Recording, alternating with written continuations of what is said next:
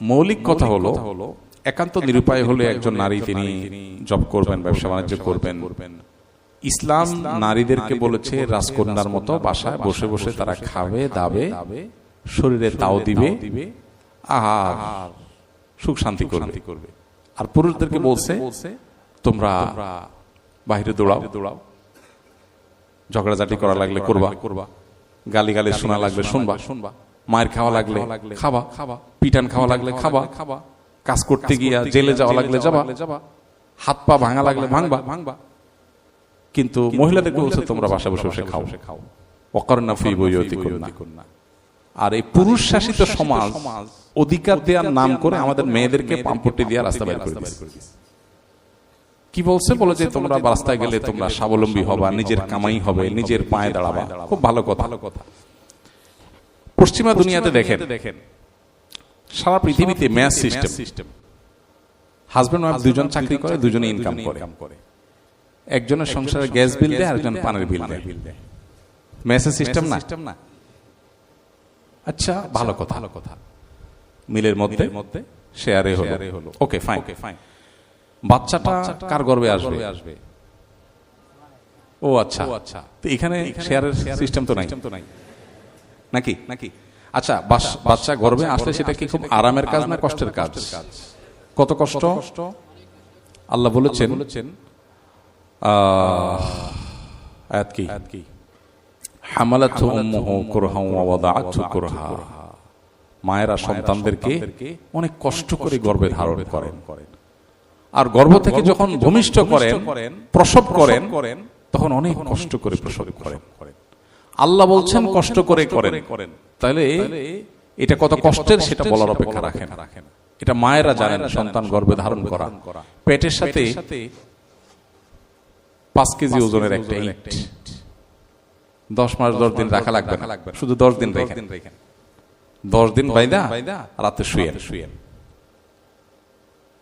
মানুষ যে slip test করে, যে স্লিপ টেস্ট, আমার স্লিপ টেস্ট করছে একবার বাসায় এসে, তো এখানে একটা বেল্টের মতো ছোট্ট একটা ডিভাইস লাগাই দিচ্ছে, সব মিলে 1 কেজি হবে না, আধা কেজি হবে না। কি স্লিপ টেস্ট করবে? আমার রাতভর ঘুমিয়ে আসে,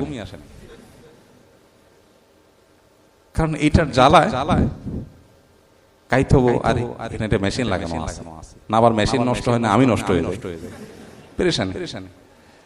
সেখানে 10 মাস 10 দিন তাও ইট বাইন্দা রাখলে ইটে তো ডিস্টার্ব করবে না, ওটা পেছনে ভেতর থেকে ডিস্টার্ব করে। আহা, কত কষ্ট তাদের। তো আল্লাহ রাব্বুল আলামিন বায়োলজিক্যালি তাকে যে ডিউটি দিয়েছে, সেই ডিউটি তারটা সে শতভাগ করে। বাচ্চা গর্ভে ধারণ করার যেটা সে করে, একটা হোক দুইটা হোক করে তো। আচ্ছা, এরপরে প্রসবের পরে সন্তানের দুধের ব্যবস্থা, রিজিকের ব্যবস্থা আল্লাহ তাআলা মায়ের বক্ষে দিয়ে রেখেছেন। সেটা সে 2 বছর ধরে করে কমপক্ষে। অনেকে যাদের ইসলামের প্রতি বিশ্বাস নাই, তাদের তার সময়সীমা মেইনটেইন নাই, বা কি কোরআন আমাদেরকে 2 বছরের কথা বলেছে। তাহলে 2 বছর আর এদিকে 1 বছর, 3 বছর। 3 বছর লাগাতার যে রুজি একজন মহিলা করতে হয়, পুরুষের জীবনে কষ্ট বহুত আসতে পারে, এরকম অবধারিত কষ্ট একটাও নাই যে সারা জীবনে 3 বছর অবধারিত এরকম কষ্ট আছে পুরুষের জীবনে। কষ্ট হতে পারে, নাও হতে পারে, কম হতে পারে, বেশি হতে পারে, কিন্তু অবধারিত কষ্ট মহিলার জীবনে আছে, পুরুষের জীবনে নেই। তো এত কষ্ট যেটা আল্লাহ তাআলা বায়োলজিক্যালি তার উপরে চাপিয়েছেন, কেন আল্লাহ তাকে ঘরের মধ্যে থাকার জন্য বলেছেন? কেন? কারণ তার যে ডিউটি আছে, এই ডিউটির জন্য ঘরে থাকাটা উপযোগী। বাচ্চাকে দুধ খাওয়ানোর জন্য কি অফিসের টেবিল উপযোগী না বাসার বেড? তো আল্লাহ জানেন না, সৃষ্টি করেছেন আল্লাহ তাআলা, নাউজুবিল্লাহ, আল্লাহ তো ভালো জানেন, এজন্য আল্লাহ বলেছেন। এখন আল্লাহর সিস্টেমকে চেঞ্জ করে আমরা মেয়েদেরকে বলছি না ঠিক আছে, তোমাদেরও তো দরকার আছে টাকা পয়সা, তোমরাও কামাই করো, পাম্পটি দিয়ে বাইর করে দিলাম। বাইর করে আমাদের কামাইয়ের যে দায়িত্ব ছিল, পুরো সংসার চালানোর দায়িত্ব ছিল আমাদের, এখন বলছি পানির বিলটা তুমি দাও, বিদ্যুৎ বিলটা, গ্যাস বিলটা তুমি দাও।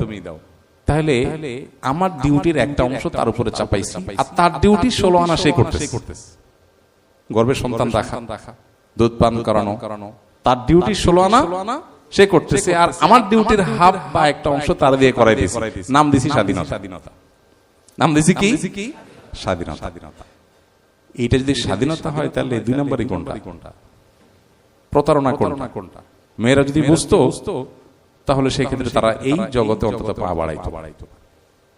হ্যাঁ, এটাও ঠিক যে মেয়েদেরও সিকিউরিটির ব্যাপার আছে, সমাজে বাস্তবতা আছে, অনেক অমানুষ স্বামী আছে যারা কিছুদিন পর হয়তো তেনভাবে তালাক দিয়ে দেয়, তখন তার ভবিষ্যৎ কি হবে? তো তার সিকিউরিটির জন্য শরীয়ত অনেক ব্যবস্থা রেখেছে, সেটা বাস্তবায়ন দরকার। মহরটা তাকে বুঝাই দেওয়া দরকার, বাপের সম্পদে, স্বামীর সম্পদে, সন্তানের সম্পদে তার যে ভাগ আছে এটা তাকে বুঝাই দেওয়া দরকার। এগুলো যদি হয়ে যায় তার সামাজিক সোশ্যাল সিকিউরিটি অটোমেটিক হয়ে যাবে। তো এই জন্য হাজব্যান্ড ওয়াইফ দুজনেই জব করা এটা একটা সুখী, একটা আদর্শ দম্পতির জন্য কোনো ভালো কোনো আইটেম বা মডেল না।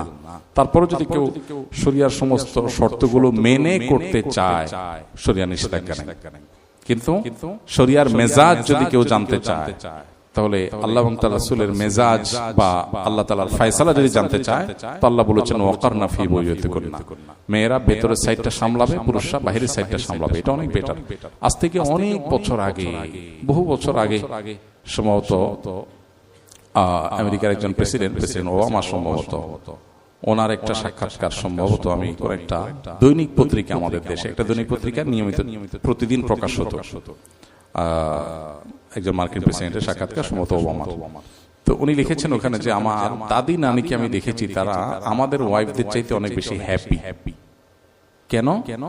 তারা জব করতো না, বাহিরের জগৎ নিয়ে তাদের এত আগ্রহ ছিল না, তারা বাসার সাইডটা দেখতো, তারা মানসিকভাবে অনেক সুখী ছিল আমাদের ওয়াইফদের চাইতে। আমাদের ওয়াইফরা দুনিয়া দেখে এবং শপিং মলে ঘুরে বেড়ায়, সারাদিন জব করে, এদিক সেদিক যায়, এদের চাইতে তারা হ্যাপি। দুনিয়াতে সুখী থাকা, এটা যদি আমাদের মূল উদ্দেশ্য হয়, তাহলে সুখের জন্য যা দরকার সেটাই করতে হবে। আল্লাহর সিস্টেমের বাইরে মানুষ সুখী হতে পারে না। আল্লাহ আমাদেরকে বোঝার তৌফিক দান করুন।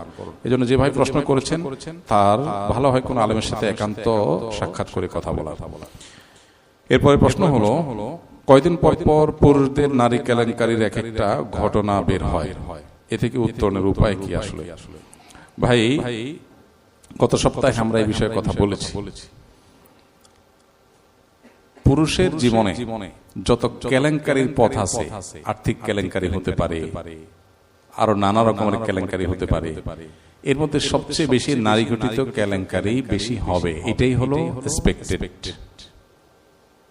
বরং প্রকাশ পাচ্ছে হয়তো অল্প কিছু, অপ্রকাশিত গুলো এর চাইতে অনেক অনেক বেশি।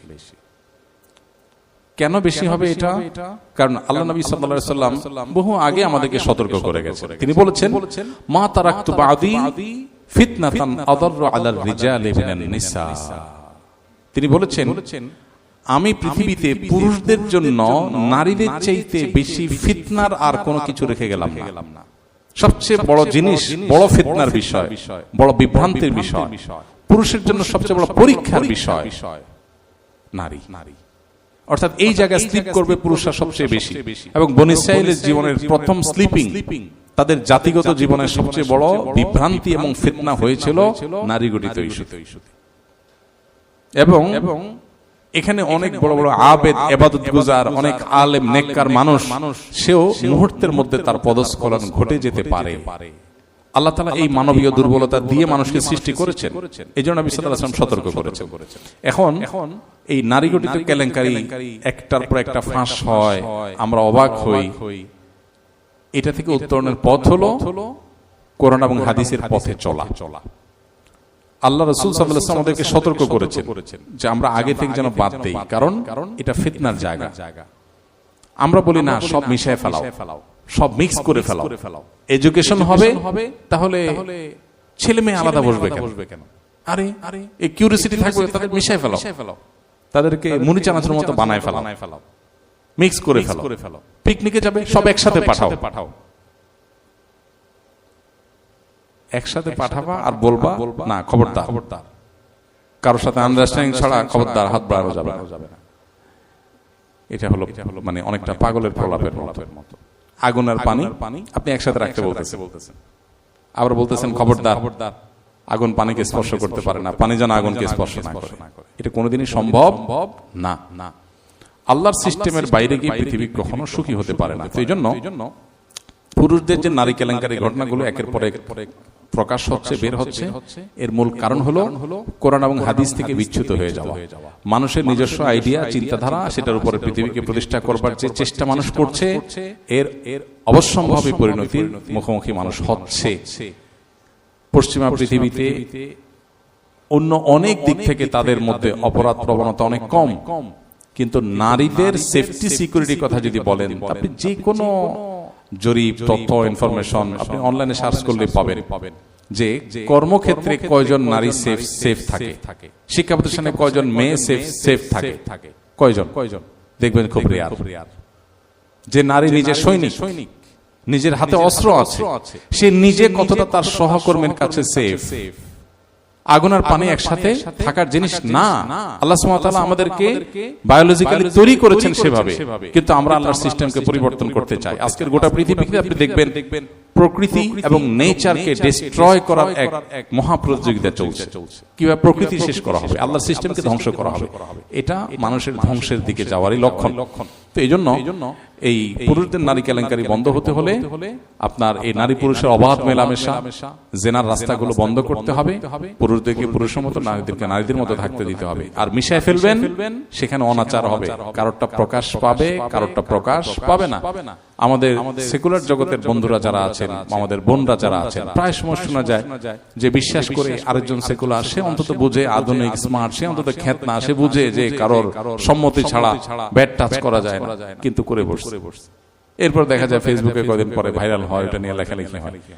আরে ভাই, আগুন আর পানি একসাথে রাখলে আপনার পানি আগুনকে নিভাবে না, স্পর্শ করবে না, এটা কোনো দিনই হতে পারে না। আল্লাহ সিস্টেমের বাইরে কোনোদিনই সম্ভব নয়। নিজেকে নিয়ন্ত্রণ মানুষ করতে পারে, তার একটা লেভেল পর্যন্ত আছে। এর বাইরে গিয়ে মানুষ আসলে নিজেকে নিয়ন্ত্রণ করতে পারে না, সম্ভব না। এজন্য বাঁধ যদি জায়গা মতো দেয়া না হয়, আল্লাহর বিধানকে যদি আমরা ভালোভাবে ফলো না করি, তাহলে কেলেঙ্কারি থামানো যাবে না। আমার ছোট বোনের বিয়ের সময় বাবা জমি বিক্রি করে যৌতুকের টাকা দেন। এখন বাবার সম্পত্তি ভাগের সময় আমি কি ওই জমি সহ বোনকে বুঝিয়ে দিব, নাকি অবশিষ্ট যা আছে তা থেকে বন্টন হবে? দরকারি একটা প্রশ্ন। আমাদের সমাজে এই জিনিসটা অনেক সংসারে হয়। বোনকে বিয়ে দেওয়ার সময় বাবা অনেক টাকা খরচ করে বিয়ে দিয়েছে। এখন ভাই বাবার মৃত্যুর পর সম্পদ ভাগ করতে গিয়ে বলছে, দেখ বাবা তো বিয়ের সময় তোরে এত টাকা পয়সা খরচ করে দিয়েছে, তাহলে ওইটা মাইনাস করে তুই পাবি। আবার অনেক সময় দেখা যায় ভাইয়েরা তারা বাবার জন্য কিছু খরচ টরচ করেন, তো সেটা তারা কেটে রাখে। তো এই দুইটার জন্য আলাদা আলাদা হিসাব নিকাশ আছে। বাবার জীবদ্দশায় বাবার চিকিৎসা খরচ দেওয়ার জন্য যদি বাবার নিজস্ব সম্পদ থাকে, তাহলে সেখান থেকে কাটাটা যৌক্তিক। কিন্তু ভাই খরচ টরচ করে ফেলছে বাবার জন্য, আল্লাহরে খুশি করার জন্য বাবার জন্য খরচ করেছে, এরপরে আইসা আবার সম্পদ থেকে কাটছে, সেটা হবে না। বাট যেটা হতে পারে যে বাবার জীবদ্দশায় খরচ হবে, তো বাবার অ্যাসেট আছে সেখান থেকে খরচ হবে, এটা সন্তানরা করতে পারে, কোনো অসুবিধা নেই। কিন্তু মেয়ের বিয়েটা ব্যতিক্রম বিষয়। মেয়ের বিয়ে দেওয়া এটা বাবার কর্তব্য। মেয়ের বিয়ে দেওয়াটা বাবার উপরে শরিয়া কর্তৃক আরোপিত কর্তব্য। অতএব বিয়ে দিতে গিয়ে যত খরচ আছে, এই সব খরচ বহন করবে কে? বাবা। সো বিয়ে দিতে গিয়ে যদি কোনো যৌতুক দিতে হয়েছে বাবাকে, সেটা বাবার কর্তব্য হিসাবে দিতে হয়েছে। এখন বোনকে সম্পদ দেওয়ার সময় ওইটা মাইনাস করে ভাই দিতে পারবেন না। কথা কি বুঝাতে পারছি? বিশেষ করে যৌতুক যদি দিয়ে থাকে, বিয়ের জন্য যৌতুক দিতে হয়েছে সেজন্য, এবং এটা মেয়ের স্বামী পক্ষ, শ্বশুরবাড়ির লোকজন তারা নিয়েছে, অন্যায় ভাবে নিয়েছে, যৌতুক হারাম, সে হারাম নিয়েছে তারা, কিন্তু যেভাবেই হোক এটা খরচ করতে হয়েছে, তাহলে বাবার কর্তব্য পালন করেছে। এখন বোনের সাথে এটা মাইনাস করা যাবে না। কিন্তু এই বিষয়গুলোতে ভাই বোনদের মধ্যে মিউচুয়াল আন্ডারস্ট্যান্ডিং থাকা জরুরি। বোনদেরও বোঝা দরকার যে আমার জন্য অনেক খরচ করা হয়েছে, ভাইরা হয়তো অনেক বেশি সম্পদ ছাড়ে না, তাদের হয়তো আসেই অল্প, তাহলে ছাড় দেওয়ার মতো মানসিকতা থাকা উচিত, যে ঠিক আছে আমি একটু ছাড় দেই, তাহলে আল্লাহ আমাকে দিয়েছেন, এই মানসিকতা বোনদের মধ্যে থাকা দরকার। বাট শরিয়ার বিধান যদি বলি, তাহলে বিয়ে দেওয়া বাবার কর্তব্য, সেই হিসাবে বিয়ের খরচকে কোনোভাবেই সম্পদ থেকে কাটা যাবে না। গরমের কারণে অনেক সময় পাঞ্জাবির হাতা ভাঁজ করে রাখি। এখন এই ভাঁজ অবস্থায় নামাজ পড়লে কোনো নিষেধাজ্ঞা আছে কিনা? হ্যাঁ, নিষেধাজ্ঞা আছে। গরমে হোক অথবা ওযু করে আসছেন, হাত ভিজা আছে, সেজন্য হাত ভাঁজ করা আছে, ওই অবস্থায় আপনি নামাজ শুরু করেছেন, এটা জায়েজ নাই, এটা মাকরুহ। নামাজে সময় হাত হোক জামা হোক এগুলো কোনোভাবে ভাঁজ করা যাবে না, বরং এগুলোকে ছেড়ে দিয়ে স্বাভাবিকভাবে নামাজে দাঁড়াতে হবে। কারণ নবী করিম সাল্লাল্লাহু আলাইহি ওয়াসাল্লাম বলেছেন, উমিরতু আন আসজুদা আলা সাবআতি আযুমিন, আমাকে 7টি অঙ্গের উপরে সিজদা করার জন্য নির্দেশ দেয়া হয়েছে, অর্থাৎ আল্লাহ নির্দেশ দিয়েছেন। এবং ও আল্লাহ আকুফা সাওবান ওয়ালা শা'রা, আর আমি যেন কোনো কাপড় ভাঁজ না করি, নামাজের মধ্যে চুল ভাঁজ না করি। এজন্য কাপড় ভাঁজ করে নামাজ পড়া মাকরুহ। আপনি ওযু করে আসছেন, সময় পান নাই, জামাতে দাঁড়ায় গেছেন, তাহলে নামাজরত অবস্থায় যাতে আমলে কাসির না হয় আলতো ভাবে ওইটা ঠিক করে নেন।